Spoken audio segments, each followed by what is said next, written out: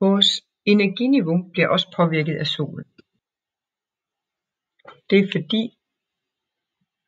at det øjet observerer af farve, og det gør det igennem Kelvin, som står for farvetemperatur, bliver vores parasympatiske nervesystem aktiveret gennem melatoninproduktion. Så når det er solnedgang, eller vi sidder ved en glødepære eller ved et bål, så bliver melatoninproduktionen øget, og det aktiverer det parasympatiske nervesystem, så vi er klar til at hvile og sove. Ved højlys dag, når der er masser af blåt lys, så udskiller vi kortisol, og det aktiverer vores sympatiske nervesystem. Derfor har lyset udenfor betydning for vores energiniveau. Landskabet og lydene påvirker os også. Ude i landskabet har vi himmel og horisont, og vi har selve rummet, det naturlige rum, vi er i, som påvirker alle vores sanser på en helt anden måde end inderummet.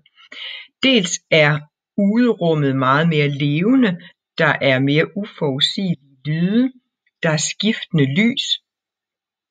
Det er næsten umuligt at skabe samme sanseindtryk indendør som udendør. Så man skal udenfor for at få denne her samlede mængde af sanseindtryk fra landskabet igennem luft, sol, landskab og lyd. De sanseindtryk vi får i naturen skal gerne gøre os trygge for at vi kan slappe af. Og vi kan lidt bruge Kaplan og Kaplans teorier om den rettede og den spontane opmærksomhed, hvor de siger, når vi er inde i byen, så har vi meget af denne her rettede opmærksomhed. Det vi er opmærksom på, kræver en eller anden form for handling.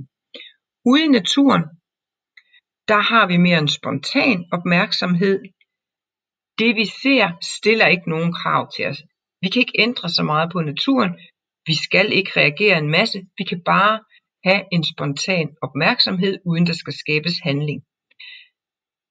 Det sympatiske nervesystem bliver aktiveret, når vi skal skabe handling, og det parasympatiske, når vi skal slappe af.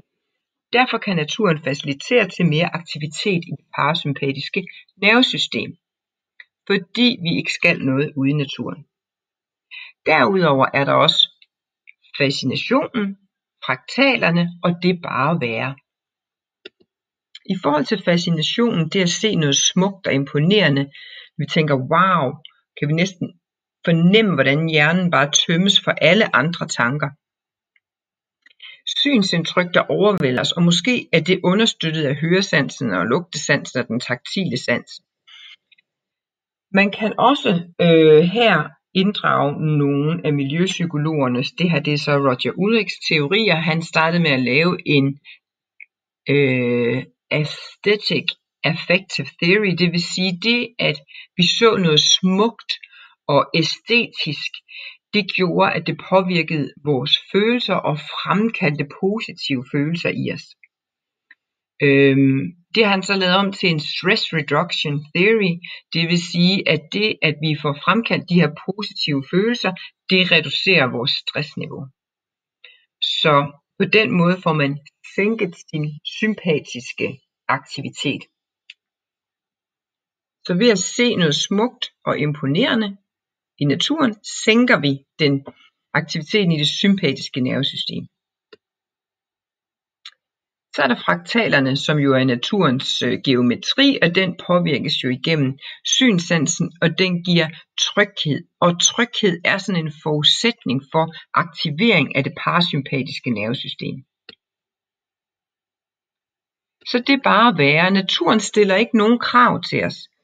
Så når vi er rigtig stresset, så kan vi ikke tåle nogen krav. Og uden naturen kan man sidde bare have et indadvendt engagement.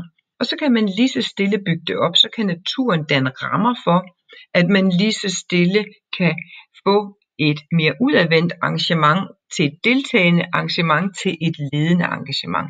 Men fordi naturen ikke stiller nogen krav, så kan vi få det her indadvendte engagement, hvor vi ikke skal noget, og det vil sige, vi behøver ikke at få aktivitet i det sympatiske nervesystem, så kan naturen give denne her tryghed, og vi kan få aktiveret det parasympatiske nervesystem.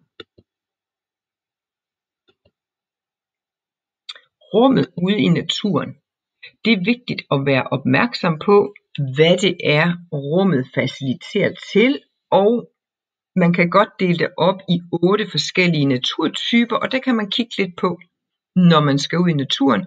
Hvad for nogle forskellige sanser bliver påvirket i de forskellige typer natur, vi kan vælge imellem. Og det er vigtigt at kigge nærmere ind på. Jeg vil ikke komme nærmere ind på det her, men i konceptmodellen fra Terapihaven Arcadia er det meget velbeskrevet. Det er jo ikke alle steder, man har præcis sådan en natur, men så kan man se lidt på, hvordan bliver sanserne påvirket her.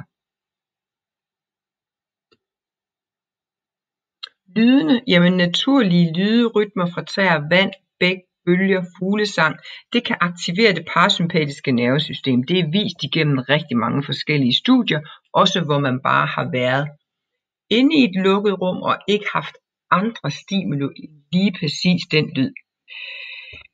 Så skal man huske, at ukendte lyde, det aktiverer vores alarmberedskab, det vil sige, det aktiverer det sympatiske nervesystem. I Danmark, der kan det godt være svært at finde naturspots uden forstyrrende lyde fra vej eller mark eller arbejde, eller markarbejde.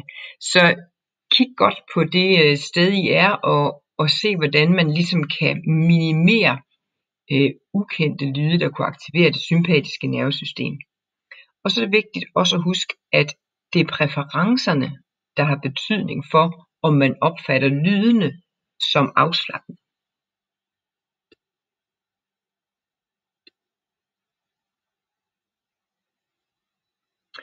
Så samlet set, naturen har luft, har sol, har landskaber og lyde, som vi ikke har indenfor, og det påvirker vores autonome nervesystem, både det sympatiske og det parasympatiske.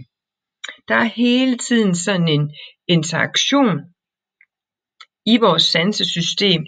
Sanserne supplerer hinanden, og i centralnervesystemet sker der en sanseintegration, og her påvirker vores naturpræferencer, vores barndomsminder, også hvordan vores output bliver, altså bliver der aktivitet i det efferente autonome nervesystem, som sender signaler ud til kroppen igennem enten det parasympatiske eller det sympatiske, så vi enten øger vores aktivitetsniveau, som også kan være nødvendigt i den positive del, eller vores stressniveau, hvis det er negativt, eller øger det vores parasympatiske nervesystem, så vi ligesom kan bedre restituere og slappe af. Vi skal være meget opmærksom på, at vores følelser også spiller ind. Nu talte vi om Roger Ulrichs Aesthetic Affective Theory, hvor det at se noget smukt påvirker vores følelser. Så på den måde kan det at se noget smukt i naturen påvirke vores følelser. Men omvendt så påvirker vores følelser også vores autonome nervesystem. Det autonome nervesystems centrale styring foregår i hypotalamus, og hypotalamus integrerer emotionelle reaktioner fra det limbiske system. Så vores grundemotion har også betydning for aktiviteten i det autonome nervesystem. Så hvilke følelser har vi allerede inden vi går ud i naturen, har også betydning.